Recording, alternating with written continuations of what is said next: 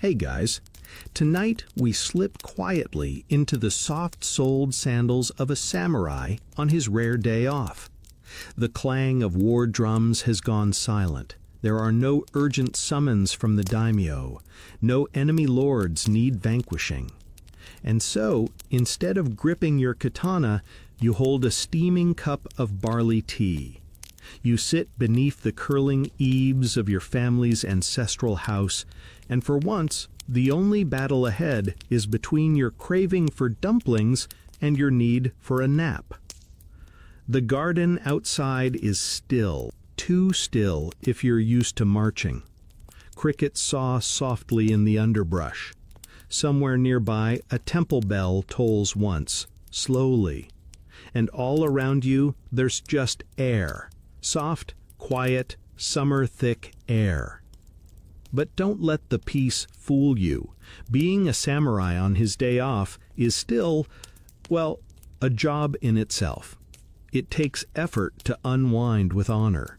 The rituals of relaxation are just as precise as those of warfare. You don't just sit under a plum tree. You compose a haiku under a plum tree while pondering your ancestors' dreams and that neighbor who still hasn't returned your fan. Oh, and don't worry, you'll probably make it through the day without someone challenging you to a duel over poetry, but no promises. So before you get comfortable, take a moment to like the video and subscribe, but only if you genuinely enjoy what I do here. And I'd love to know, where are you watching from, and what time is it where you are? Let me know in the comments. Now, dim the lights, maybe turn on a fan for that soft background hum, and let's ease into tonight's journey together.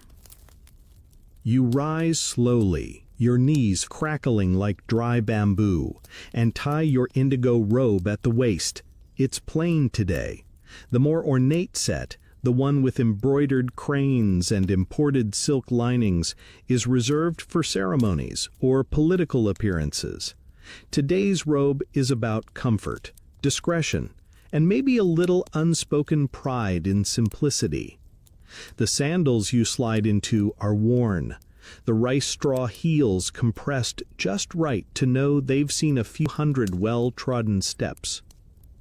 You walk the quiet path along the garden perimeter, passing carefully raked gravel and stone lanterns mossy with age. There's a koi pond nearby, but the fish are still half asleep. Like you, they are warriors, resting beneath rippling reflections.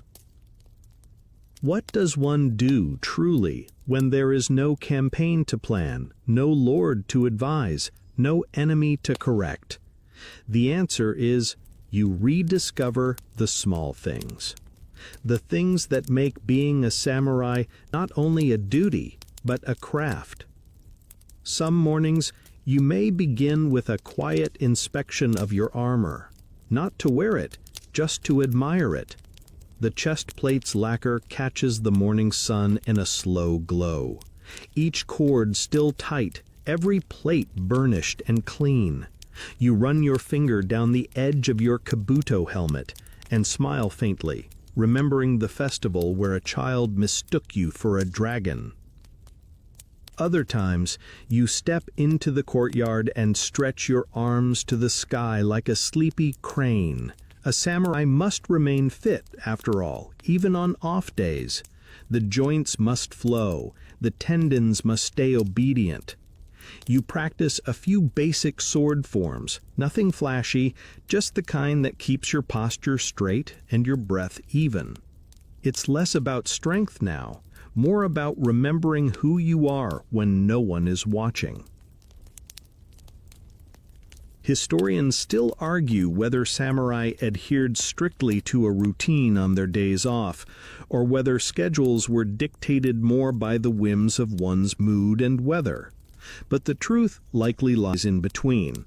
You do what feels right, while always keeping a touch of formality. After all, someone could stop by. A servant appears silently, holding a tray with pickled radish, steamed rice, and miso soup. You eat slowly, staring at the way light filters through the bamboo blinds. There's no rush. Even the radish seems to approve of your patience.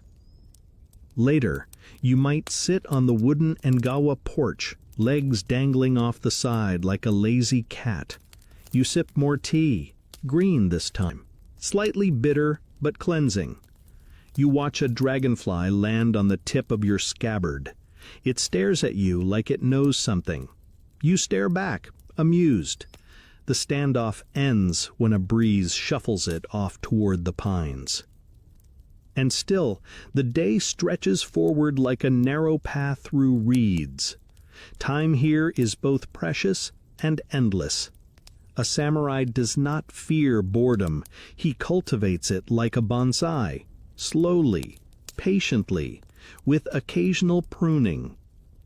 There's something to be said for noticing how slowly the clouds move when you're not busy marching beneath them.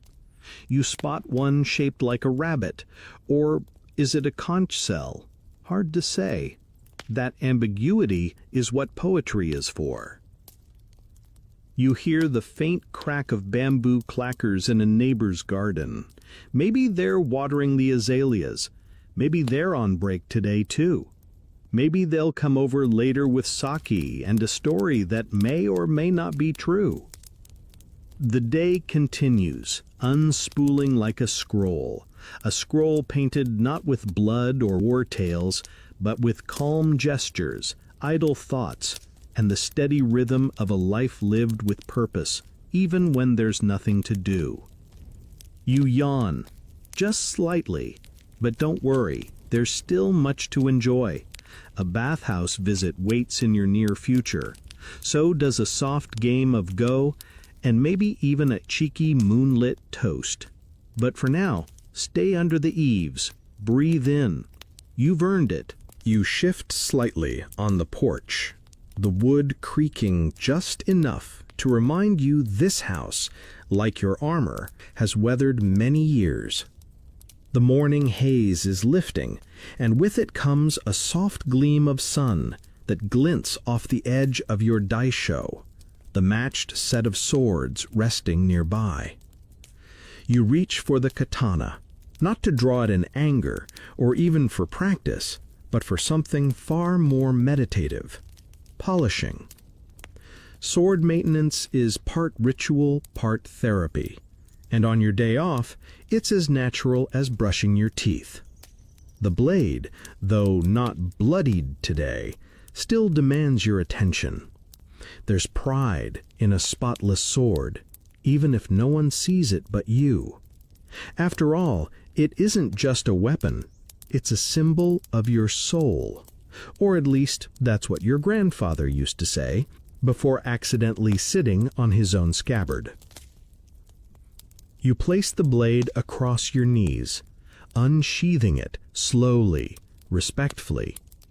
The whisper of steel against wood is barely audible, like a secret being told for the 100th time. You reach for your uchiko, a small cloth ball filled with polishing powder, and gently tap it across the blade. Puffs of white dot the steel like winter petals. Then begins the slow part, rubbing, buffing, smoothing. Historians still argue whether samurai polished their swords personally or delegated the task to skilled retainers or specialists, particularly during the Edo period, when peace made such duties less urgent. But for many, especially those with poetic inclinations, it was a moment of reflection. You're not just cleaning metal, you're communing with centuries of craftsmanship, of ancestral duty. Also, let's face it, there's something deeply satisfying about watching your reflection sharpen from blur to gleam. With each pass of the cloth, your fingers remember the balance of the blade, the weight at the hilt, the edge that once cut through armor, hopefully not just through that one folding screen in your youth. That incident still comes up every New Year's toast. You pause to hold the katana at eye level. The sunlight plays tricks across its hamon, the wavy temper line that runs along the edge. You tilt it slightly, just for the pleasure of watching it shimmer. It's said that some swordsmiths cried after completing a blade, not because of exhaustion, but because they knew nothing they made after would be quite as beautiful. Today, the sword is not for drawing, just admiring. After the katana, your hand drifts to the wakizashi, the shorter, companion blade. It's lighter, more personal. In battle, it might never leave your side. In peace, it sometimes serves stranger purposes, slicing fruit, trimming scrolls, or once, on that particularly awkward morning, opening a stubborn persimmon jar. You give it the same care, though with a touch more familiarity, like grooming a clever dog who sometimes chews your slippers. As you clean the tsuba, or guard, you note the carved chrysanthemum pattern, faded but still proud. You chose it years ago, not just for beauty, but because your mother loved chrysanthemums. She said they looked like tiny sunbursts. She also said swordplay was a phase you'd grow out of. You didn't.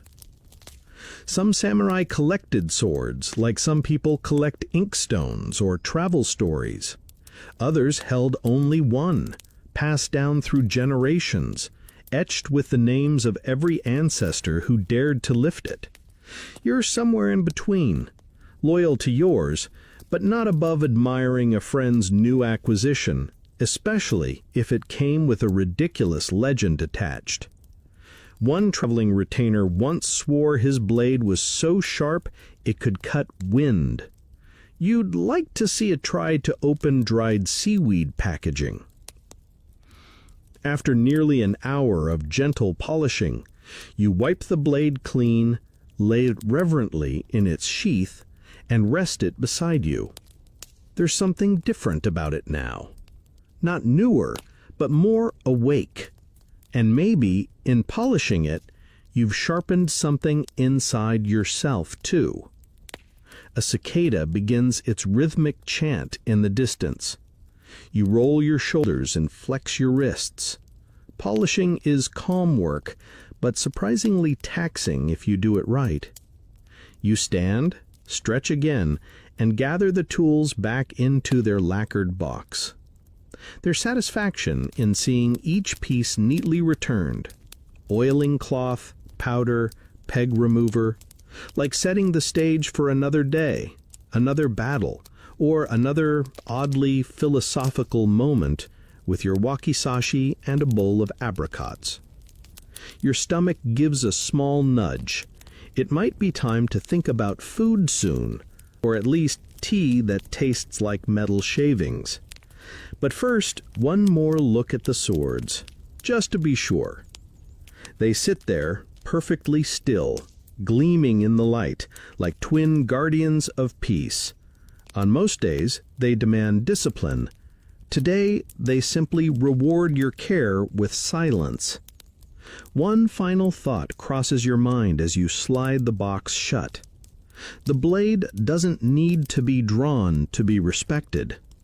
Sometimes the sharpest thing about being a samurai is knowing when to sit still and listen to your own breath between strokes of cloth. You exhale. The day continues.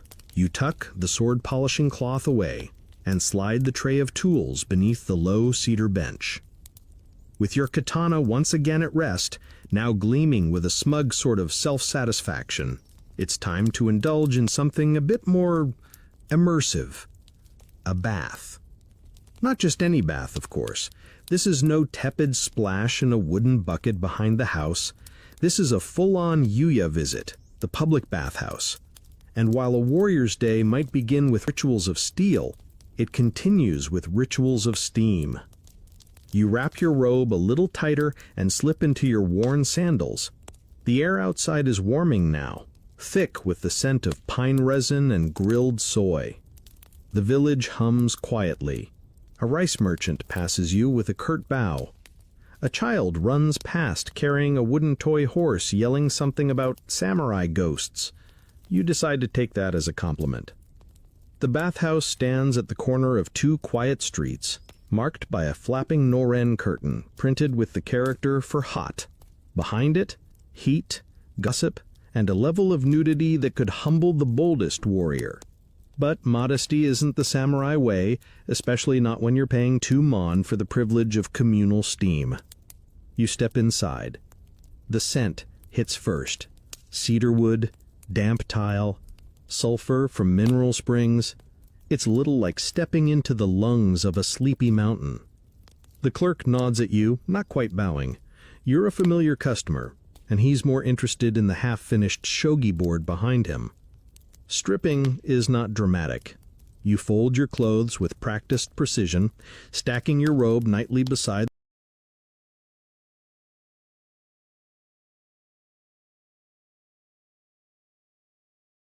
the towel and wooden bucket. Your swords, those ever-faithful companions, are set gently on a rack reserved for samurai. It's both a practical measure and a show of respect. Even when your steel is off your belt, it's never far from reach. The changing area leads to the washing station, where you sit on a tiny wooden stool that's probably too small for any adult vertebrae, but tradition is tradition. You scoop warm water over yourself, scrubbing away the sweat, dust, and metaphorical burdens of duty. Nearby, a farmer hums tunelessly. A monk flicks water off his earlobe. An elderly man explains to his grandson for the 5th time why never to point at someone with your chopsticks. You smile. Once clean, you ease into the bath. The water is hot, the kind of hot that insults your skin for the first 5 seconds before surrendering into something close to bliss. You lower yourself slowly, knees first, then shoulders, until only your nose and eyes remain above the surface. A moment later, you resemble a very relaxed carp. Here in the bathhouse, you are not a warrior, a retainer, or a political pawn. You are simply one among many humans seeking temporary relief from the demands of your role. Class distinctions blur slightly in steam. Merchants, artisans, monks, even fellow samurai, all soak side by side in a kind of truce enforced by scalding water and collective exhaustion. Historians still argue whether the average samurai frequented public baths as often as commoners, or if private household baths were more the norm among higher-ranked retainers, but evidence points to both. You, for one, enjoy the theater of it all. The way a whispered rumor echoes just right across the tile. The way the condensation clings to your hairline like morning dew on armor. Someone mentions the daimyo's pet monkey getting loose again. Another bathgoer grumbles about new road taxes. A third claims he saw a traveling foreigner wearing boots made entirely of brass. You raise an eyebrow. Brass boots? That's either a bad translation or a bad idea. You close your eyes and lean back. For a long moment, time disappears. Muscles relax that you didn't know were clenched. The steam makes your limbs feel longer, softer, like they belong to a creature of water, not war. Your breathing slows. You wonder briefly if it would be dishonorable to fall asleep here and snore. Someone laughs in the distance. A child splashes too loudly and is gently scolded by a woman with a voice like silk wrapped around a blade. The sounds are distant, muffled by heat. Even your thoughts begin to drift, like boats without moorings. Eventually, your fingers begin to prune. You take this as nature's very gentle way of saying, time to move along. You rise, water streaming from you in elegant rivulets, or at least that's how you imagine it. Realistically, you probably look like a slightly overcooked dumpling. Either way, you towel off, patting rather than rubbing. There's a technique to it after all. A young boy, maybe 9 or 10 years old, eyes your swords as you dress. You nod at him. He nods back. It's a solemn exchange of future aspirations and current shin bruises. Back in your robe, you feel lighter. Cleaner not just in body, but in mind. A good bath has a way of polishing the soul, the same way your uchiko ball polished your katana earlier. Funny how some rituals repeat themselves, just in different forms. You sling your towel over one shoulder, thank the clerk with a nod, and step back out into the world. The breeze feels cooler now, fresher. The village is a bit livelier in the late morning, vendors calling out plum prices, a samisen player tuning her strings under a persimmon tree. But you walk slowly, savoring the warmth in your skin, the emptiness in your thoughts, and the small miracle that no one has asked you to duel all day. It's not even noon yet. There's plenty more peace to find. You return from the bathhouse trailing faint traces of cedar steam, your skin still tingling pleasantly beneath your robe. The world feels softer now, like it's been polished too. Even the gravel crunching under your sandals seems less aggressive, and that neighbor's rooster, usually a menace, is strangely tolerable today. Your next stop isn't far. Just a few streets down, nestled between a lantern maker's shop and a silversmith's stall, there's a small tea stand. You pass it almost every day, but today you actually stop. The wooden stools are uneven, the awning slightly crooked, but the tea, perfection. You sit down with a creak, waving off the offer for sweets. Not yet, you tell the vendor, and request a simple cup of green tea and a side of pickled daikon, a balanced meal for the poetically inclined.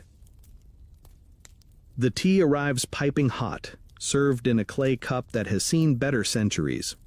You blow on it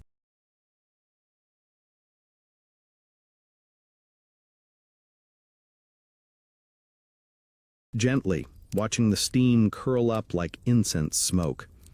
Across from you, an elderly man snores gently behind a fan. To your right, a woman is muttering rhythmically while plucking threads from her sleeve, perhaps composing a poem in her head. Or maybe she's just angry about her laundry. Hard to say. You sip. It's bitter, pleasantly so, like good advice from someone you don't like very much. And then, instinctively, your hand goes to the inner pocket of your robe, pulling out a small notebook. It's bound with simple twine, the pages thick and fibrous. Inside are your haiku, some terrible, some tolerable, one that a wandering monk once praised before tripping into a koi pond. Today's subject practically writes itself. You write, "Steam drifts like lost thoughts. Silent sword and bitter tea, even monks gossip." Not bad, not great, but the act of writing it is what matters. There's something soothing about trapping a moment in 17 syllables, like putting a bug in a jar, but gently and with deep philosophical respect, of course. Haiku, like swordsmanship, is all about precision and restraint. You've never seen a truly good poem overdo it. You've also never seen a sparrow write poetry, and yet every morning they seem to perform it anyway. Historians still argue whether most samurai engaged in poetry sincerely or whether it was some sort of social requirement, something done more out of obligation than passion. But given the sheer volume of poetry from the era, it seems safe to say many took genuine pleasure in the craft. Or at least, they had time to kill and limited access to drama scrolls. You turn to a fresh page. You scribble another haiku. "Daikon is too sharp. Better in battle than in tea. Tongue defeated now." You smirk. A nearby girl giggles, clearly having read it over your shoulder. You offer her a raised brow. She sticks out her tongue, whether in agreement or mockery is unclear, and darts back toward her mother's market stall. Your pickled daikon is nearly gone. It tastes like vinegar and regret, but it wakes you up better than a battle horn. You look out at the street. A man walks past with a bamboo cage full of crickets. Another leads a tiny dog dressed in a silk vest. A third pauses to stare at your calligraphy, mutters something about surprising penmanship for a warrior, and moves on. You choose to take that as a compliment. There's a strange stillness in the air, the kind that comes just before a midday lull. Even the wind seems to be napping. You decide to write one more haiku before you move on, the kind that tries just a little too hard. Even warriors take tea under plum blossoms. We all nap sometimes. You close your notebook. That'll do. As you stand to leave, the tea vendor bows. "Your usual table again tomorrow," he asks with a wink. You wave him off, amused. He knows full well that a samurai's schedule is about as unpredictable as a goose with a firecracker. Still, it's nice to pretend there's a routine here, that peace can be penciled in between sword drills and tea breaks. You stroll slowly away, belly full, mind calm. The weight of your sword is barely noticeable now. You're lighter, not just from the bath or the meal, but from the simple act of noticing things. The way the chopsticks crossed themselves, the uneven crack in the clay cup, the sound of someone whistling a folk tune that makes no sense but still fits the rhythm of your walk. There's a certain discipline in idleness, in making time for haiku and daikon, in choosing, even briefly, to sit still and listen to the world breathing. But don't get too comfortable. Soon your limbs will itch for movement again, your stance will demand correction, and the bamboo sword will call your name, not for war, but for a gentle dance under falling cherry blossoms. That part comes next. You walk with a new rhythm now. Calm, but tinged with that faint tension in your shoulders that only a samurai can identify. The lingering urge to move, to train, to sweat a little. Even rest days have their structure, and your body remembers. So when your feet find the worn path leading to the dojo, you don't resist. The gate is slightly ajar, creaking softly as you slide it open. Inside, the wooden floor glows golden in the slanted sun, polished not by lacquer, but by decades of footwork. No shouting, no drills, just silence and dust motes dancing like tiny warriors in the air. You're not here for formal combat, just a bit of light kata, flowing movements, breath control, and maybe a friendly spar if your old rival shows up again, pretending he just happened to be in the area. You remove your robe, folding it neatly, and don your training gi. The fabric is soft, sweat-stained from old sessions, but as familiar as your own skin. In your hands now, a shinai, the bamboo sword. It's a humble thing compared to your katana, but that's the point. Bamboo doesn't kill, it teaches. You begin slowly, one stance, one breath. A downward strike, pause, lateral sweep, pause.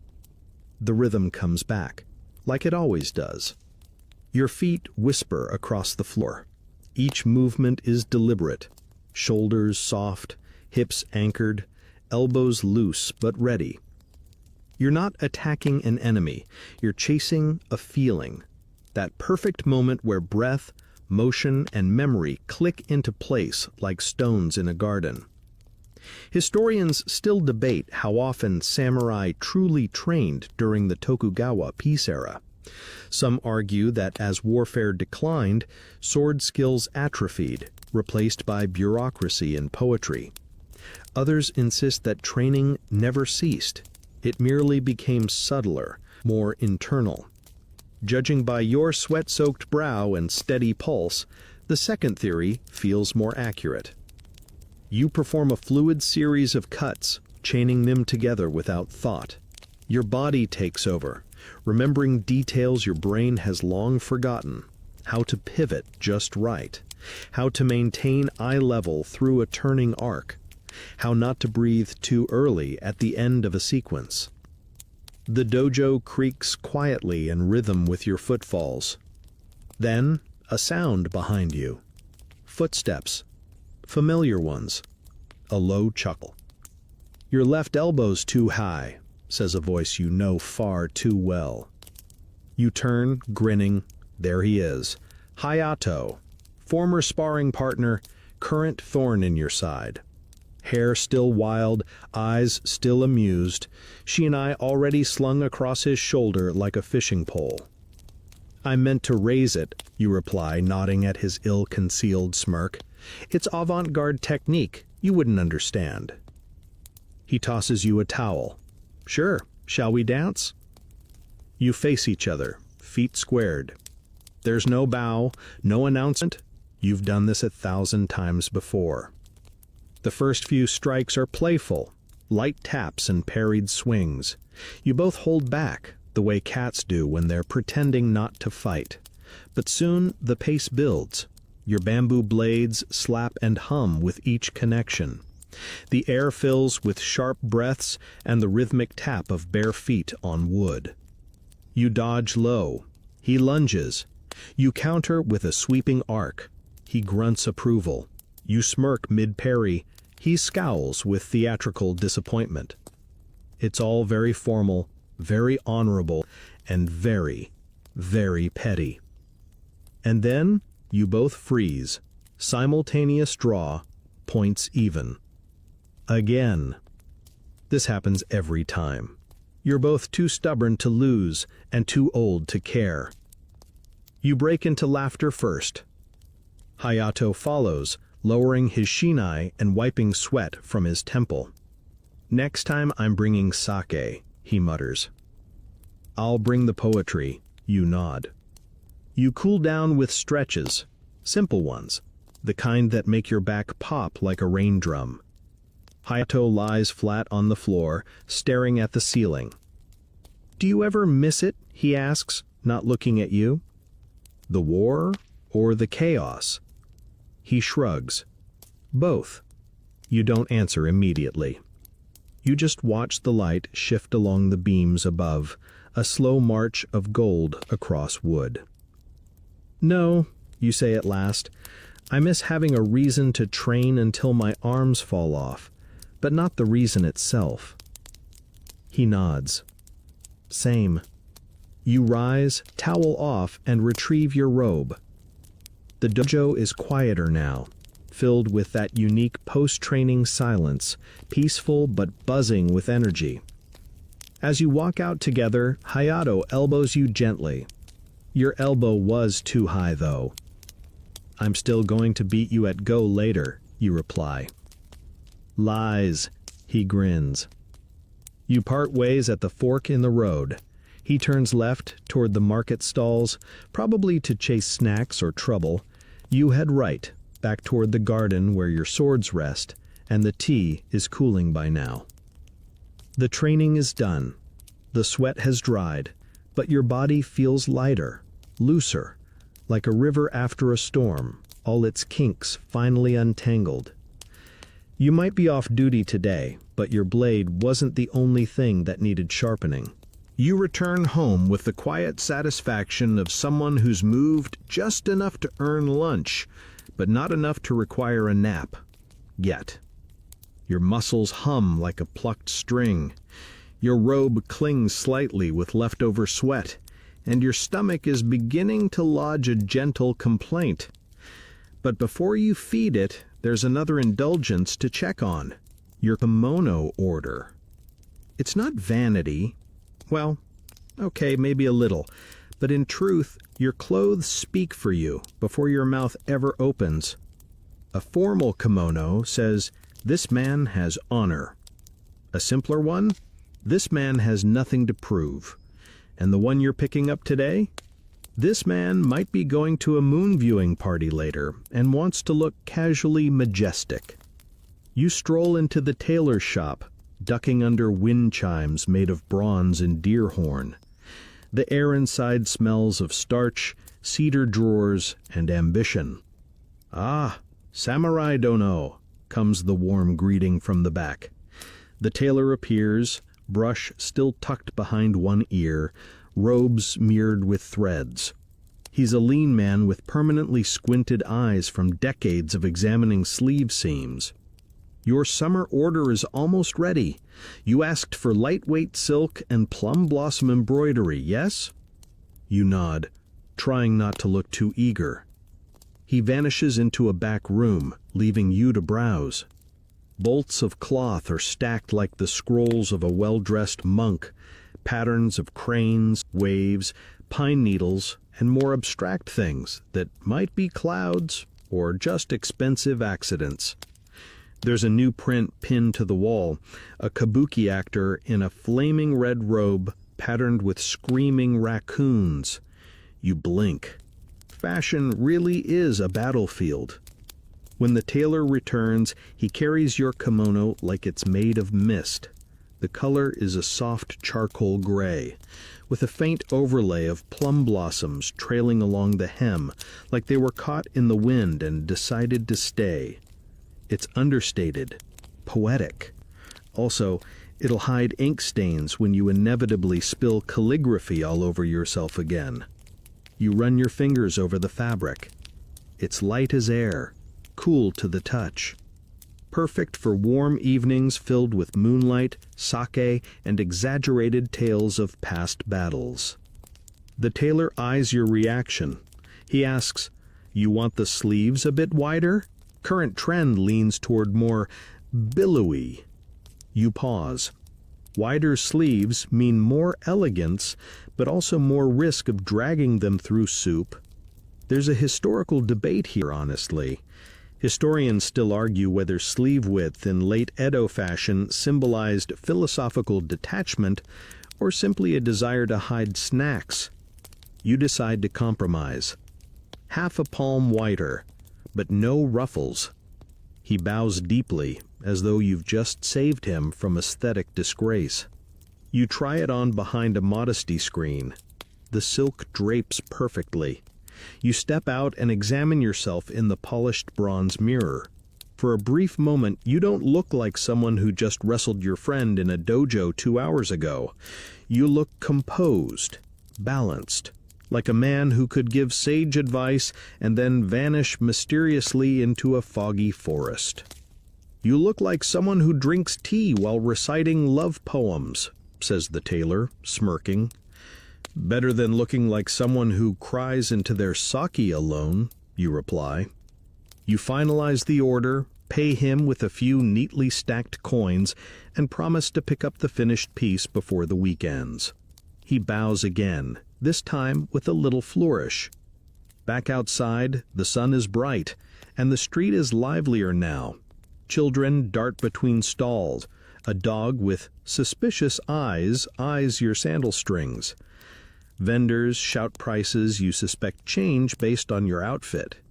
A man offers you grilled fish on a stick. You accept it, because you are, after all, human. You take a slow bite.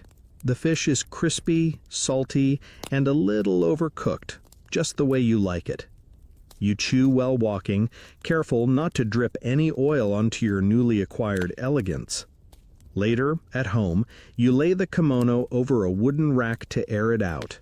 The plum blossoms seem to shift in the light, as if stirred by a gentle breeze. You wonder what your grandfather would have thought. Probably would have asked why there weren't any dragons on it. You sit beside it for a moment, sipping tea and letting your legs dangle from the porch again. You think about sleeves. You think about whether you're really too old to try crimson dye.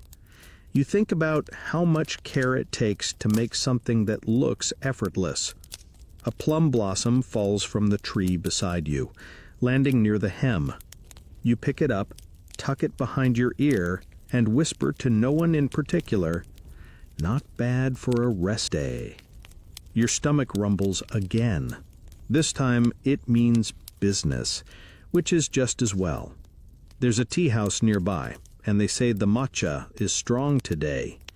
Besides, someone always says something ridiculous.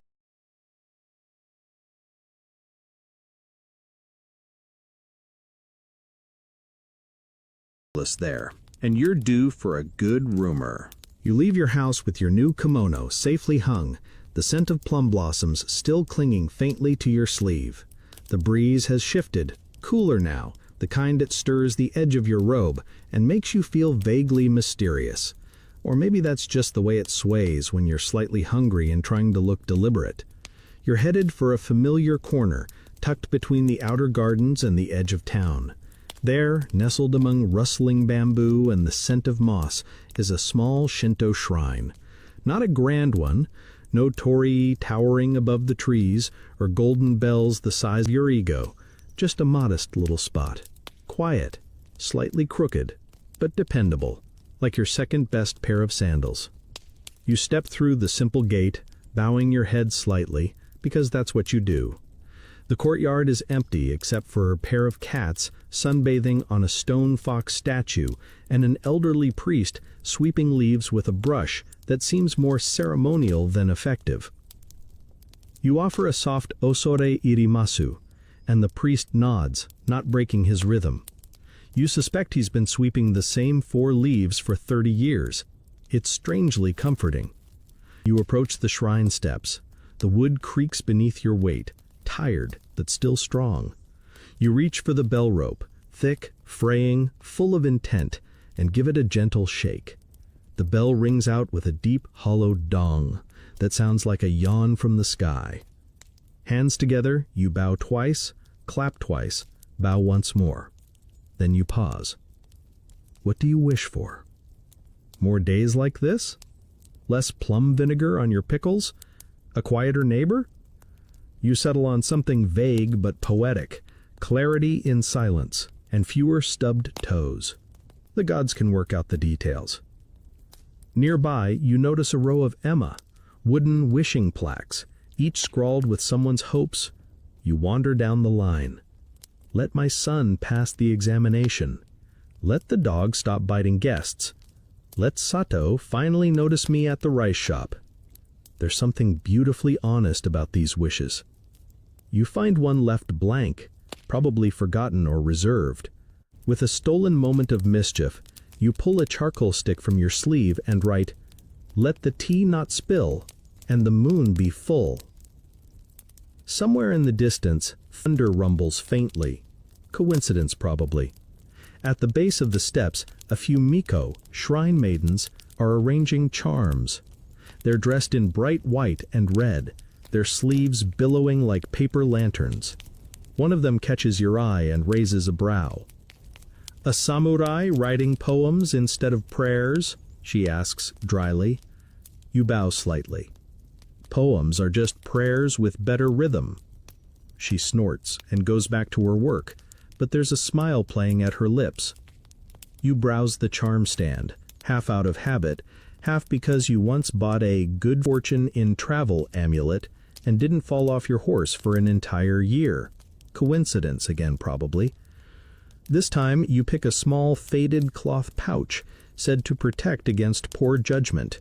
You wonder briefly if you can tie it to your friend Hayato's belt without him noticing. Historians still debate how seriously samurai engaged with religious rituals. Some say their loyalty to Confucian duty eclipsed spiritual devotion, while others argue the Shinto rites and Buddhist teachings were quietly embedded into daily life. Judging by your current prayer against stubbed toes and awkward silences, the spiritual and the mundane seem to be quite cozy neighbors. You sit down on a bench beside the shrine's old koi pond. The water is murky but calm. A few lazy fish circle beneath the surface like ancient philosophers with bad eyesight. You toss in a bit of leftover rice from your pocket, because, yes, you're that prepared, and they respond with slow, deliberate gulps. A pigeon lands beside you. It eyes your rice, you eye the pigeon. No words are exchanged, but a deep, philosophical understanding passes between you. You sigh, deeply and contentedly. The shrine, humble as it is, offers something the sword and the dojo never quite do: stillness without expectation. You don't need to win. You don't need to spar. You just exist. Slightly sweaty, slightly poetic, slightly amused. Before you leave, the Miko from earlier approaches, holding a slip of paper. She says, "A fortune. Today's draw seems appropriate." You take it. The writing is crisp, neat, and oddly specific. You may lose something in the afternoon, but gain it again by sunset. Avoid slippery paths. Someone older than you is hiding something ridiculous. You stare at it. "Is it about Hayato?" you ask. She shrugs. "If the rice ball fits." You thank her with a bow and tuck the paper into your robe, right next to the anti-poor judgment charm. As you step back through the torii gate and into the world again, you feel lighter somehow. Not cleansed exactly, but realigned, like a slightly crooked painting that's been nudged just a little straighter. You check the sun's position. Afternoon has arrived. The tea house awaits. And maybe, just maybe, something ridiculous too. The path to the tea house is a short one, down a sloping stone lane, past a crooked willow, and across a wooden bridge that creaks in the exact same spot every time. It's the kind of place that doesn't need signs. You just know where it is, the way you know where your favorite inkstone is buried in a drawer full of paper clips and regret. It's called Surumaru's crane circle, though no one remembers why. Some say the original owner once trained a crane to bow at customers.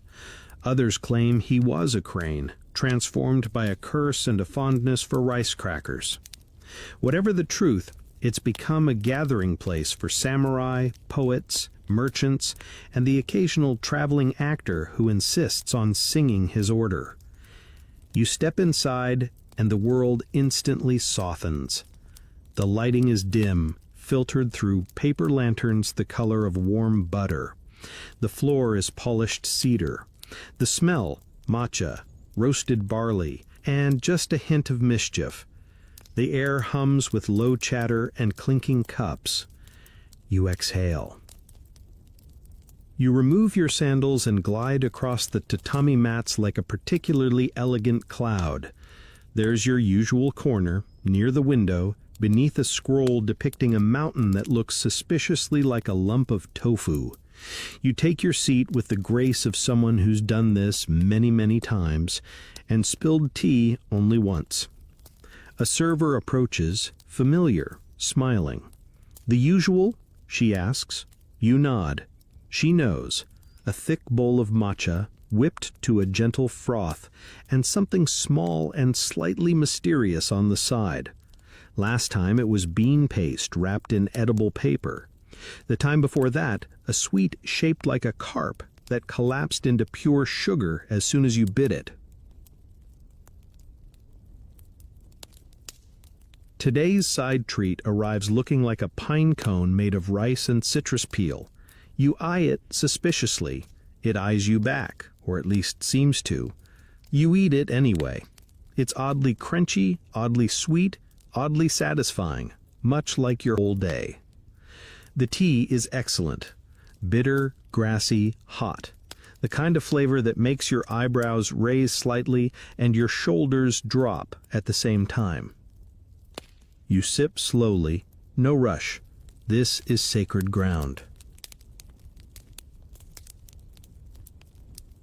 All around you, conversation hums like bees inside a scroll painting. Soft, indirect, full of implication and raised eyebrows. Two merchants whisper about silk shortages in Kyoto. A retainer nearby complains about his daimyo's new obsession with imported clocks. They tick all the time, even when nothing's happening. Across the room, a kabuki actor in exaggerated eyeliner is telling someone, anyone, that his next role involves flying across the stage while delivering a monologue in mid-air. You're not sure whether to be impressed or worried. And then, of course, the rumor. It starts at a nearby table. Two women, leaning close, fanning themselves dramatically despite the tea house being quite breezy. You catch only fragments. absolutely refused to eat the pickles. With a monkey again. And then he tripped over the rice drum. You lean in just slightly, keeping your face expressionless. It's an art, this, eavesdropping while pretending to meditate on your tea. Apparently, says one of the women in a scandalized whisper, the daimyo's favorite dog now has his own title. The other gasps. A title? Yes, Assistant of Regional Serenity. They held a ceremony and everything. You nearly snort your tea. A dog with a title. Assistant of Regional Serenity. You wonder if the dog gave a speech or just barked once and sat on the paperwork. Historians still argue whether pets in the Edo period were truly elevated to status symbols or merely amusing novelties for the elite. But in some domains, records do show lavish spending on dogs, cats, and even, yes, cranes. Some lords had entire staff dedicated to animal care. You suppose the political climate must be very stable if bureaucracy has time to honor a pug. You write a haiku on your napkin. Matcha froths gently. The dog holds court in silence. Tail wags like justice. The server notices your writing. Another poem? She asks, grinning. You nod. It's about politics. She snorts and refills your tea.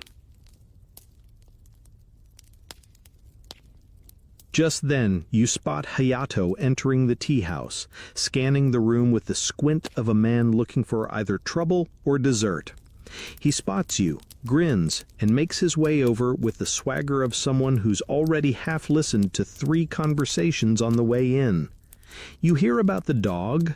He asks as he sits. Assistant of Regional Serenity, you reply.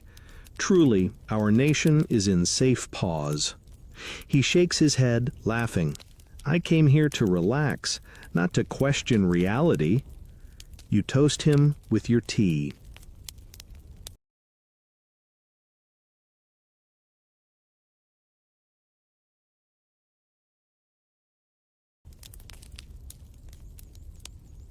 As the afternoon sun filters through the rice paper windows, you both fall into the kind of quiet that only comes after good matcha and better nonsense.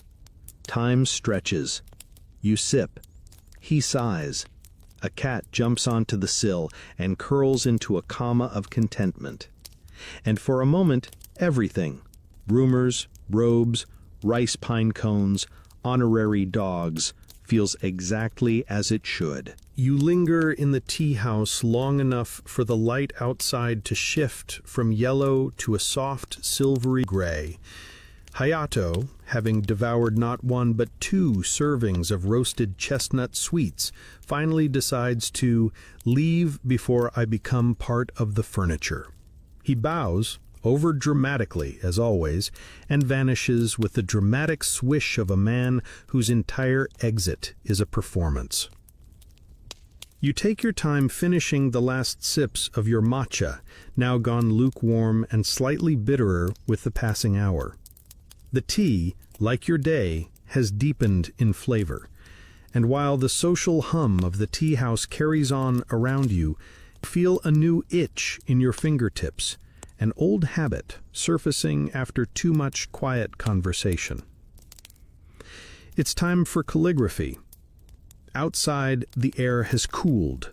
The stone under your sandals feels less like a sun-warmed stove and more like a sleepy pond. You walk slowly, mentally sorting through your ink sticks, brushes, and paper.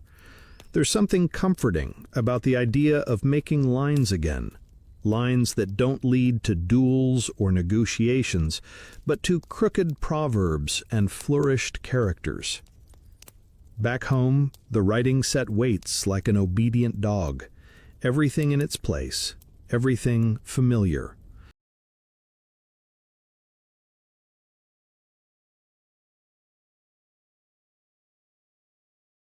You lay out your workspace on the low writing table near the window, where light still seeps in like warm broth.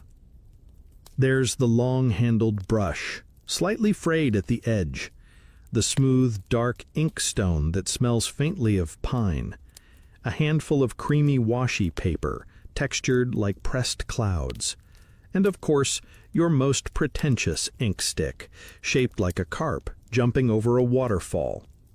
You use it mostly for dramatic effect. You begin grinding the ink, slowly, clockwise, rhythmic, the way your father taught you when you were still small enough to mistake the brush for a chopstick. Circles in ink are circles in thought, he used to say. You'll know your mood by the thickness of the first stroke. You dip the brush, test it on a scrap, and then begin with a single kanji, mu, nothingness. The first stroke is confident. The second wobbles slightly. The third trails off as your wrist decides to be mysterious. You sigh. So much for inner clarity. You start again. This time the word is shinobu, to endure. It lands better, balanced, almost elegant. You lose track of time quickly. Your fingers stain with black, and ink splatters decorate your sleeves despite every good intention. You write words without meaning at first. Then you write ones with too much meaning. Kokoro, yugen, neko. You glance toward the garden, where a cat is most definitely judging you. Eventually, the words become phrases, proverbs, sayings, things your master muttered once while half asleep, things you're not sure are real or invented on the spot. Things like, a dull blade sharpens the hand. If the shoe fits, someone's probably missing it. Even the wind forgets. You start a haiku, halfway through a yawn. Ink runs like rain clouds. Pages remember forgotten. Steps towards silence. You sit back, fingers now mottled with calligraphy and self-doubt. A gentle breeze flutters the edge of the paper. You feel like a very poetic raccoon. Historians still debate whether samurai truly valued calligraphy as deeply as they claimed, or whether it became a cultural performance, an extension of one's public persona. But for you, alone in this room with ink on your knuckles and a page full of half-thoughts, it's the truest kind of medication. Not because the writing is good, but because the effort is honest. Of course, your sleeves are now ruined again. You make peace with this and hang your finished sheets along a wooden frame near the window to dry. Watching the ink settle is oddly satisfying, like watching smoke coil from incense or rice steam rise from a bowl. Everything moves slowly but precisely. One of the sheets sags in the middle. You try to fix it, but it sticks to your finger, then folds in half like a dying crane. You sigh, then laugh, then leave it alone. Sometimes failure is part of the aesthetic. You rinse your hands in a shallow basin by the door, swirling the ink away like forgotten thoughts. The water darkens briefly, then clears. Just like you. Outside, the light is fading further. You can hear someone playing a shakuhachi, that soft, breathy bamboo flute that always sounds a little mournful, even when it tries to be upbeat. The notes drift through the garden like a memory that isn't quite yours. You gather your brushes, wipe down the stone, and fold the paper you didn't use into clean, crisp quarters. The calligraphy session is done. Not complete, not perfect, but done. And sometimes that's the most satisfying kind. Your stomach growls.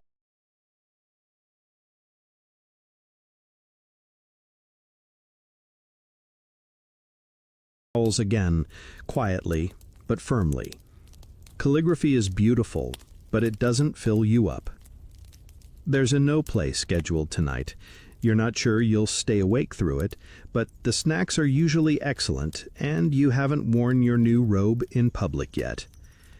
You slide the window shut and nod to the inked pages as if to say, "Hold the fort." Then you rise, stretch your back, and prepare to lose a perfectly good hour to very slow acting and very elaborate masks.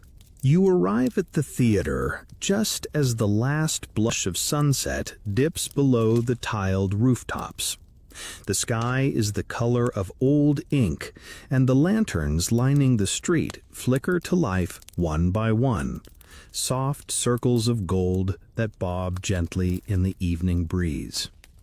The No stage stands like a shrine to subtlety, its wooden planks pristine, its roof decorated with simple pine motifs, and its air thick with the anticipation of very slow movement. You hand over a few coins at the gate, nodding politely to the ticket taker, who looks like he's been taking tickets since before poetry was invented. You're directed to your usual seat, off to the side, with just enough view of the stage to appreciate the actor's painstaking progress from one side to the other, but not so close that you risk being hit by flying sleeves. The crowd murmurs quietly. Most of the other samurai in attendance wear that same distant contemplative expression, part reverence, part jet lag. Someone sneezes. No one reacts. You settle into your seat, adjusting the sleeve of your freshly aired kimono. The plum blossom hem, you note with satisfaction, has drawn at least one envious glance, or possibly a squint, hard to tell in this lighting. Then, gong! The flute begins, a high, breathy note like a sigh escaping a ghost's diary. The chorus hums low and deep. The sound vibrates through the floor into your feet. It's soothing, like a lullaby being whispered from behind a screen. The actor steps on stage, very slowly. He takes 2 steps. He pauses. You blink. He takes another step. You briefly consider whether you've aged a year already. You've seen this play before. Atsumori, you think. The tragic tale of a young warrior killed in battle, returned as a ghost, and trapped between pride and forgiveness. A classic. There's a fan involved, possibly a flute. Definitely a lot of deliberate walking and emotional pacing. The actor's mask is stunning. Carved wood, painted with just enough detail to make you wonder if it's weeping or smirking. The fan in his hand opens like a secret. He turns slowly, raises the fan slowly, speaks a line in a voice so slow and stylized it feels like molasses being sung through a straw. And yet, you find yourself drawn in. Because behind the glacial pace and ancient ritual, there's something else, a kind of timeless ache, a recognition of sorrow too old to shout, too formal to cry, just present, like ink soaked into paper. Historians still debate the samurai's relationship with No. Some say they merely sponsored it for status. Others argue it served as a mirror, showing warriors what they could become, forgotten, remembered, mourned, mythologized. Watching Atsumori, you begin to understand both views. You are neither in battle nor in peace. You're in the space between, just like the ghost. Beside you, someone stifles a yawn. You nod internally. You too have felt the no yawn creeping in. It's not disrespect. It's part of the experience. The pace is so hypnotic, so delicately slow that your brain begins to loosen its grip on time. You start counting pine boards on the stage. There are 11, maybe 12. The actor has taken 7 steps now, you think. At one point, the chorus starts chanting something about moonlight and dew. It sounds very profound, or it might be about rice paddies. Either way, it resonates.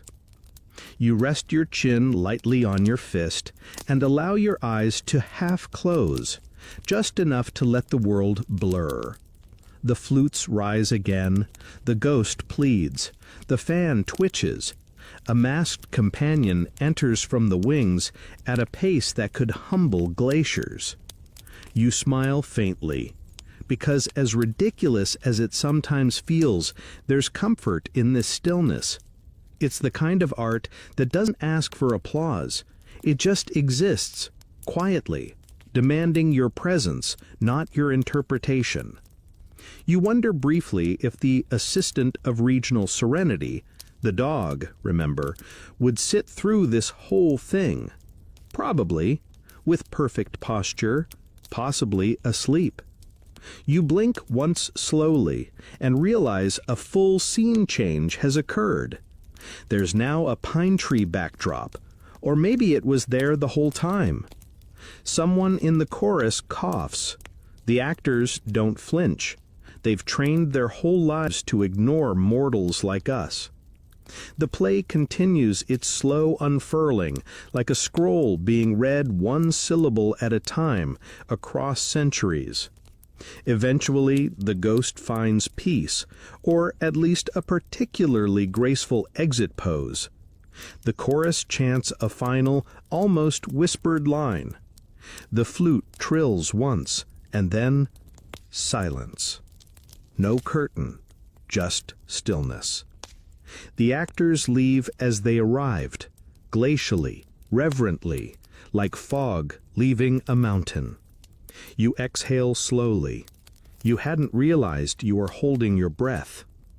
Applause is sparse and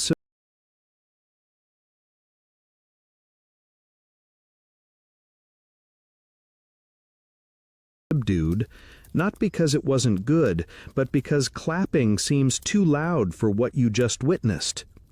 Instead, people nod at each other like conspirators in a dream. You step outside into the evening air. The street is hushed. The lanterns flicker. Somewhere, a night bird calls once and then changes its mind. You walk home slowly, letting your footsteps echo the rhythm of the stage. Deliberate, soft, meaningful. Tomorrow, the world may demand action, but tonight, you are just a man in a well-fitted robe, walking under a sky full of ink and ghosts and poetry. The night deepens. The last of the lanterns swing gently in the breeze, casting sleepy halos on the ground as you make your way home. The distant notes of the shakuhachi long since faded.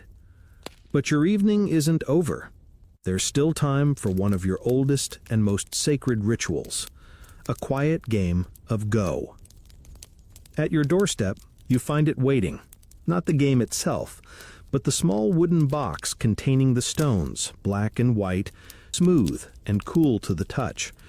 Inside, a folded cloth board, worn soft from years of victories and polite defeats. And there, leaning against the garden wall, as if he'd been carved there by a moderately skilled sculptor, Hayato. "You're late," he says. "I almost started playing against myself." "Did you win?" you reply, stepping inside and waving him toward the porch. "Twice," he grumbles, "and I still disputed the results." The two of you settle at the low table, the board unfurled between you like a battlefield of silence. The candles are lit, low flames that flicker like thoughtful sighs. You each take your place, kneeling with the kind of posture that says, "We are warriors, but also our knees are not what they once were." You choose black. First move is yours. The first stone drops with a soft click against the board. That sound, stone on wood, is the heart of Go. It's not aggressive, not boastful, just a declaration. I am here. Hayato answers with white, placed diagonally. He's testing you already. You both know how this will go. Not the moves necessarily, but the mood. A quiet dance of strategy wrapped in old jokes and subtle revenge. The first few moves come easily, establishing corners, feeling out the rhythm. You occasionally glance up, watching his face. He does the same. Neither of you is especially good at bluffing, but the illusion is important. You remember when you tried to use Go strategy during an actual spar? He says casually, placing a stone. I won that match. You tripped over your own hakama and head-butted me.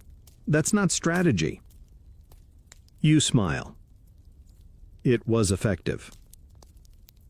You both laugh quietly, the kind of laugh that doesn't need to be loud, to mean something. Historians still debate the exact role of Go in samurai life. Some argue it was merely a pastime for court nobles and idle strategists. Others suggest it was essential, training the mind in patience, long-term planning, and the discipline of restraint. For you and Hayato, it's all of that, and also an excuse to mock each other gently without drawing blades. The center of the board begins to fill. Stones form small constellations, each group pressing against the others, jockeying for space like polite arguments.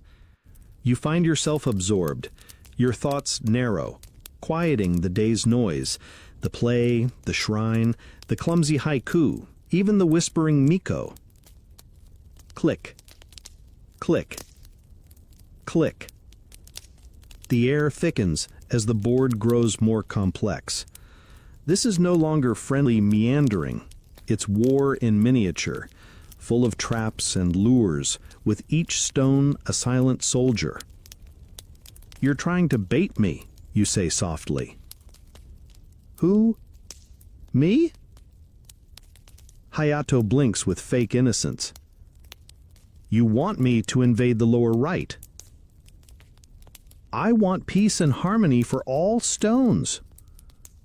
You narrow your eyes. You're full of fermented soybeans. He shrugs. Delicious and difficult to digest. You pause. Place a black stone. Trap set. He hesitates, then drops a white stone with the slightest wince. He knows he walked into it, but the game continues.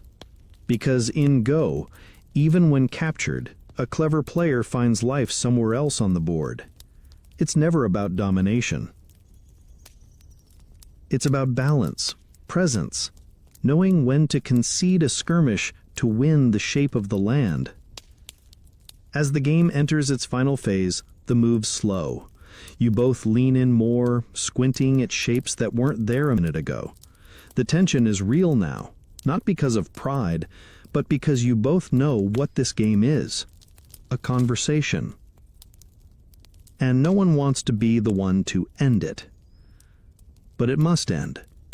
Hayato places his final stone and leans back with a sigh. I regret nothing, he says. You should. That corner was a disaster. A calculated disaster. Very artistic. You count the captured stones together. Tally the territories. The final verdict, black wins. You win, he says. You bow slightly. We both lost to the moonlight. He snorts. Now that's a haiku. You gathered the stones together in their separate bowls, the soft clatter soothing, like rain in a teacup. The board is folded. The table is cleared. Silence settles. In. Again. Comfortable now. Like a favorite robe. Hayato stretches and groans. Next time, we play something that doesn't involve bending over. What, like kendo? Touché, he says with a groan. He stands, bows, and walks off into the dimming night, muttering something about rice dumplings and sore hips. You watch him go, his figure swallowed by the bamboo shadows. You linger for a moment longer, placing one last stone on the now empty board. Just for the sound, just for yourself. Then you rise, tuck the go set away, and glance toward the garden. The koi are still awake. And if you're quiet, they might even come to greet you. The night air has cooled even further, the kind of gentle chill that nudges you to wrap your robe just a little tighter around your shoulders. You pad quietly out into the garden, wooden sandals brushing against stepping stones worn smooth by time and habit. The moon is rising now, a pale coin caught halfway in the branches of the plum tree. Crickets sing their usual uneven chorus, and just ahead, beneath the shade of maple leaves, your koi pond glimmers softly in the dark. It's not grand, it never was meant to be, a shallow basin with moss-covered rocks, a bent bamboo spout trickling water into the surface with a hollow plunk. But it's yours, and the koi, plump, lazy, mildly judgmental creatures, are waiting. You kneel at the edge of the pond and clap once, softly. A signal. Not an official one, just something you started doing years ago. And like always, there's a delay. A long, suspicious pause. Then ripples. One by one, the fish emerge like suspicious old scholars. The orange one with the chipped dorsal fin, the speckled white one with a tragic sense of drama, the large gold one that looks like it's seen things no carp should. You pull a paper packet from your sleeve and pinch out a few crumbs, bits of rice cracker, dried seaweed, and crushed roasted barley. Gourmet by koi standards. You sprinkle it over the water. The feeding frenzy is not frenzied. It's more of a deliberate waddle, a slow, slurping ballet, each fish rising just enough to gulp, then drifting downward with great dignity, as if to say, I could have gotten that faster, but I'm not in the mood to impress you. You sit back on your heels, watching them feed. There's something strangely soothing about their aimless navigation, the way they drift and turn like thoughts that almost became ideas. You've watched these same fish since they were barely larger than your finger. Now they're fat, slow, and unbothered by the world's expectations. In many ways, they're living the samurai dream. Historians still argue about the role of koi in samurai gardens. Were they status symbols, meditative companions, or merely decoration to impress passing officials? Likely, they were all three, but to you, they're something simpler. A reminder to slow down, to let the day finish the way it started, unhurried, unforced, and slightly wet. You toss in another pinch. One of the fish, whom you've quietly named General Gills, tries to catch it midair and fails spectacularly. The splash is minor. His pride, however, may take time to recover. From somewhere behind you, a bamboo fountain clacks, that gentle toke sound of the shishi odoshi tipping over meant to scare away deer, but now just serving as punctuation for the garden's thoughts. You glance at the stones nearby, shaped to resemble mountains and islands. There's a story in every placement, a principle in every pebble. This, you recall, is the philosophy of kare sansui, the dry garden, where rocks flow like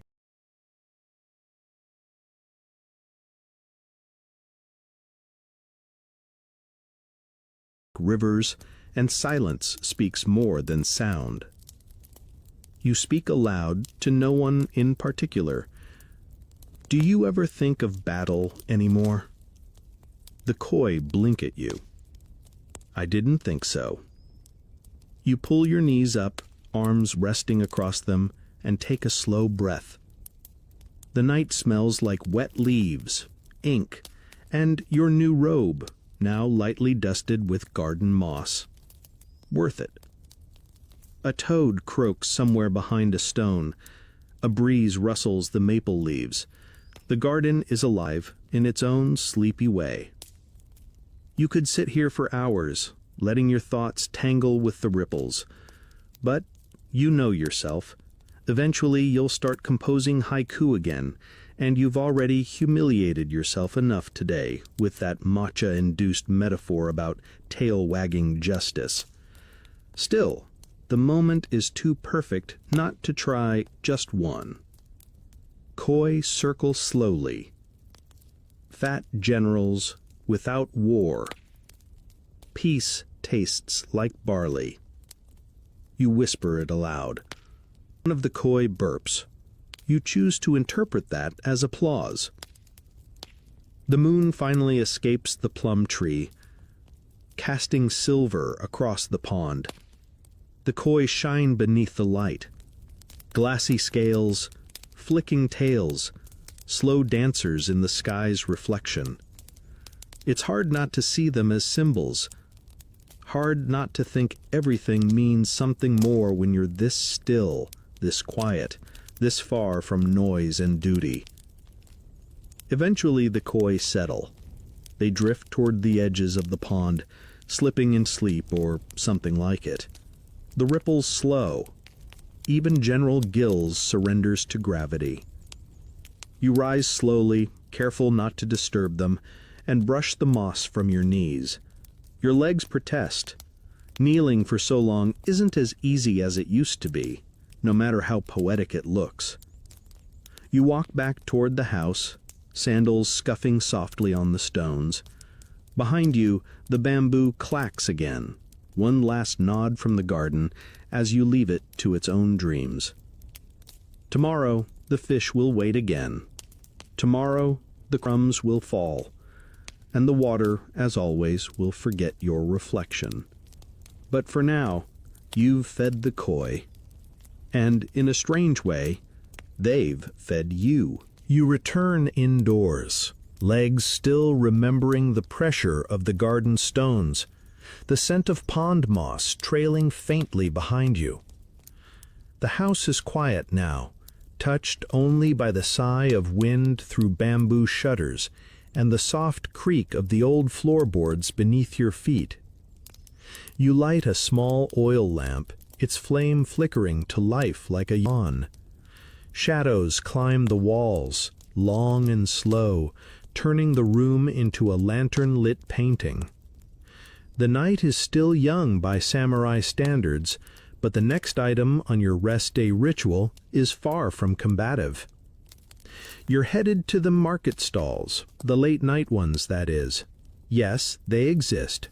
Not every merchant packs up at sundown. Some cater to poets, night owls, wandering monks, and those with a weakness for woodblock prints. You wrap your robe loosely, comfort over ceremony now, and slip on your sandals. The streets are quieter, but not empty. A noodle vendor hums as he stirs his broth. A group of apprentices laughs too loudly down an alley. Somewhere, a shakuhachi weeps softly behind a closed screen. At the end of the road, beneath paper lanterns strung like stars that got bored of the sky, you find the market. The smell hits you first: ink, roasted sweet potatoes, fish paste, and the faint tang of pickled plums. It's chaos, but in a gentle, familiar way. A few stalls still buzz with last-minute shoppers, while others have transformed into nighttime exhibitions of eccentricity. You drift past a spice seller displaying cinnamon from Nagasaki, a woman selling fans printed with suggestive poetry. You blush, naturally. And a boy with the suspicious number of live frogs in a basket labeled "Not for Sale." You don't ask. But then you see it. A rickety wooden table with stacks of ukiyo-e, those beautiful block-printed visions of the floating world. You know this stall, run by a man with ink under his fingernails and an eternal smirk. "Ah, the quiet samurai returns," he says without looking up. "Come to browse your inner demons again? I'm hoping they're on sale." He snorts and gestures to the piles. "Go ahead. Tonight's selection is unusually weird." You kneel and begin flipping through the prints. Some are of courtesans with dreamy eyes and improbable hairstyles. Others show kabuki actors mid-scream, their faces frozen in dramatic contortions that probably require weekly massage therapy. There are landscapes, of course, Mount Fuji in every mood, from shy to majestic to "please stop drawing me." And then you find it. A print of a cat. Not just any cat, but one wearing a full samurai outfit, tiny armor, tiny helmet, and a facial expression of complete indifference. It's titled, with absolute seriousness, "General Meow, Defender of the Eastern Balcony." You hold it up. "I'll take this one," you say. The vendor peers at it and raises an eyebrow. A bold choice. Many find him intimidating. I'm not many. He chuckles and wraps it carefully in mulberry paper. "You always go for the strange ones." "It's because they feel familiar." You pay, more than it's probably worth, but art is about value, not price. Besides, General Meow speaks to your soul. Probably says things like, "Today we nap, tomorrow we conquer the cushion." Historians still argue about the cultural significance of animal-themed ukiyo-e. Some believe they were social satire. Others say they were just extremely popular among people who had already seen too many dramatic fisherman scenes. Either way, the samurai cat genre holds a special place in your heart. Dignity and absurdity, side by side. You continue browsing. You find a landscape of a garden not unlike your own, mist curling over stepping stones, koi barely visible in inky water. You consider it, but decide one print per evening is restraint enough. You do, however, buy a small pouch of roasted chestnuts. Hayato would approve. On your way back, you pass the frog boy again. He's now counting them, aloud, backwards. You still don't ask. The lanterns sway gently in the breeze, casting rippling shadows over the road. You walk slowly, print tucked under your arm, chestnuts warm against your palm. The air smells less like market now and more like wood smoke and night. Back home, you unroll the cat print and prop it against the ink shelf. It stares back at you with the quiet command of someone who's done nothing all day and feels no guilt about it. You salute him with your last chestnut. You eat slowly, thinking about all the things you didn't buy. The bamboo flute, the carved comb, the painting of a crane playing dice with a tanuki. Maybe next time. You lie back on your futon, letting the chestnut's warmth settle in your belly.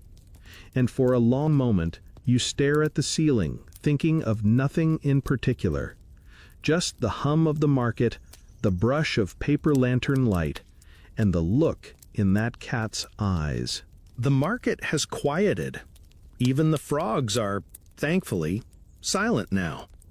You lie back on your futon, belly full of chestnuts, mind full of ukiyo-e cats, and arms draped lazily across your chest, like you're waiting to be immortalized in a very specific, very niche kind of painting. But before sleep, there is one final samurai tradition to uphold on a rest day: the moon viewing party. You rise with a groan, not because you're reluctant, but because you've officially reached the point in the evening where standing up requires negotiation with your knees.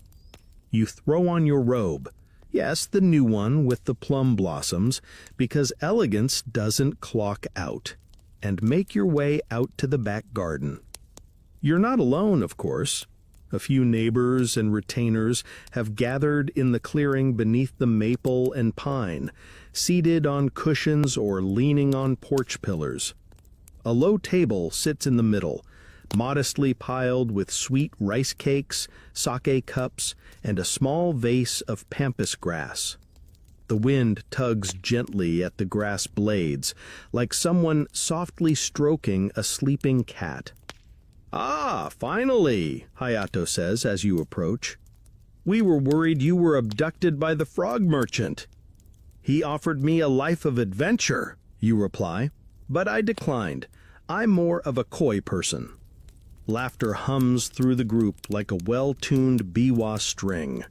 You take a seat next to Hayato, whose hair now points in 5 directions, and accept a sake cup with the reverence of someone who knows this won't be their last tonight. The rice wine is slightly warm, sweet, rich, with just enough kick to make the moon look extra round. Above you, the sky is ink dark and cloudless, and there it is, the harvest moon. Full and fat, hanging low and golden like a coin in a lacquer box. You tilt your head, cup cradled in your hand, and exhale slowly. It's absurdly beautiful. Unreasonably so. It almost makes up for the hours of slow-motion theater and cat-themed economic decisions earlier. Almost. Someone begins reciting poetry. You're not sure who. It could be one of the miko from the shrine, or just someone with a naturally poetic voice. The verse floats out into the cool air. Under moon's cold light, even shadows sit and sip, waiting for nothing. You nod appreciatively. Even Hayato claps once, which for him is effusive praise. You take another sip. The sake has a way of unfurling slowly in your chest. You feel your shoulders drop, your eyelids soften, your thoughts stretch into wider shapes. "Do you remember the moon from that march to Owari?" Hayato asks suddenly. You do. It was small that night, a sliver. The sky had been overcast, the road muddy. You were younger, hungrier, and far less concerned with robe embroidery. "We thought it was an omen," you say. "It was," he nods. "An omen that we should have brought more dumplings."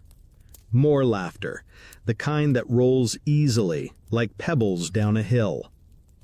A woman at the far end of the group pulls out a shamisen and begins to pluck a soft melody.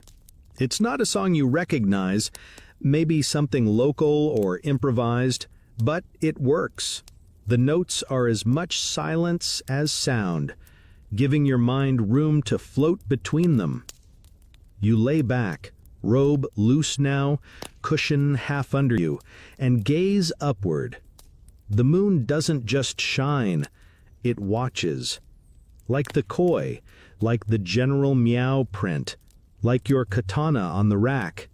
Quiet, unblinking, endlessly patient. Someone passes you a sweet, tsukimi dongo, a moon-viewing dumpling, soft and chewy, with a faint hint of chestnut.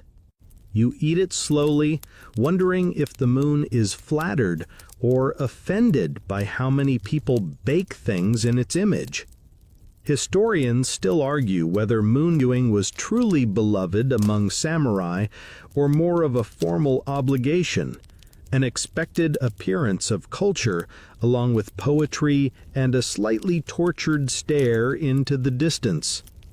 But as you recline beneath the glowing orb, sake warming your veins and dango tucked firmly between your teeth, you feel no obligation, just quiet joy. Another round of sake makes its way around. Someone tells a story about a rooster who learned to mimic his master's laugh. You try not to choke on your drink. Another story, less believable, involves a sword duel over a misinterpreted haiku. Hayato insists he was there. You very much doubt this. The night deepens, the music drifts. A few guests begin to doze where they sit, heads tilted like flowers nodding in moonlight. You stretch out fully now, robe half askew, hair probably a mess. It doesn't matter. The moon does not judge your fashion choices. You whisper a poem into the air just to see if it echoes. Even samurai dream beneath the silver moon, sake on their breath. No one replies, but a breeze passes over you as if in approval. The moon remains, steady.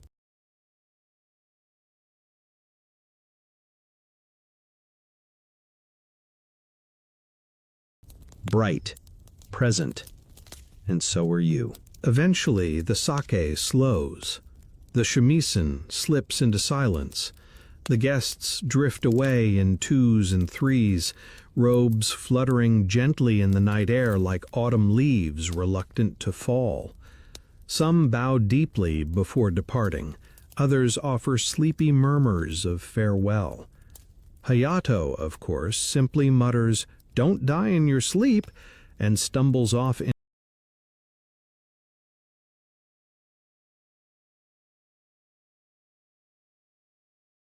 into the shadows, trailing laughter and half a rice dumpling. You remain on your cushion a little longer, staring at the moon like it owes you an answer. It doesn't give one. It never does. But it also never looks away. You rise slowly, swaying just slightly, and gather the last few cups and scattered sweets into a small tray. The garden smells of sweet grass and cold stone. A few insects chirp in lazy rhythms. Somewhere, faintly, a nightjar sings a note that sounds like someone sighing into a lacquered box. Back inside, the house greets you with stillness. The lamp you left burning is down to its last flickers, casting shadows that stretch and lean like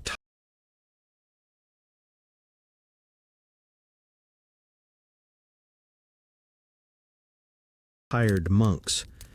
You blow it out gently, and the room folds inward like a closing scroll.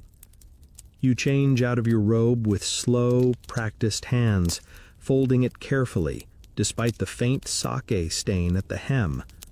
The plum blossoms, you think, have survived worse. You place it neatly on its hook, and stand there for a moment, undecided. Your swords, resting nearby, catch a silver gleam from the moonlight streaming through the shutter. You bow slightly toward them, not dramatically, just enough to acknowledge their presence, their silence, their patience. The futon calls, soft, creased, and already warm from the earlier nap you pretended wasn't a nap. You lower yourself into it with all the grace of a man who's fought no battles today, but somehow feels like he's earned a medal for emotional endurance. The ceiling above you is plain, familiar. Wood beams, faint spider webs in corners you'll never clean. A crack shaped vaguely like a horse, or a turnip, or both. Your eyes trace it over and over until the shape becomes nonsense again. Your body sinks, not collapses, sinks, slowly like a koi descending beneath the waterline. Everything begins to float. Thoughts, muscles, worries. You let your mind replay the day. The slow walk under temple eaves, the sword polishing, the bathhouse laughter, that ridiculous pine-cone-shaped suite, the shrine Miko who might have cursed you, playfully, the slow duel with bamboo, the cat in armor, the moonlight on rice cakes, the way General Gills missed his food with such poetic determination. You smile. Rest days don't happen often, but when they do, they don't need to be grand. They only need to be themselves. A samurai, after all, is defined not just by war, but by what he does when there is none. And tonight, what you've done is live. Quietly. Sincerely. With ink on your sleeves, chestnut on your breath, and a poem half-formed on your tongue. You close your eyes. Outside, the garden still breathes. The koi drift. The moon climbs higher, washing the roof tiles in silver. And beneath embroidered sheets and the weight of peaceful fatigue, you drift into dreams not of blood and glory, but of soft breezes, plum blossoms, and maybe, just maybe, a cat giving orders to a room full of politely nodding generals. And now, as your own eyes begin to grow heavier, let the images of this slow day settle around you like mist on a quiet pond. Feel the weight of your limbs ease into the mattress. Let your breath soften, each exhale like the creak of a paper lantern swinging gently in the dark. There's nothing left to do tonight. No sword to polish, no poem to revise, no koi to feed. All the small rituals are done. All the quiet moments have folded into each other like silk. The plum blossoms have stopped falling. The sake has long since cooled. The moon remains, but even it begins to look sleepy. And so do you. If your thoughts wander,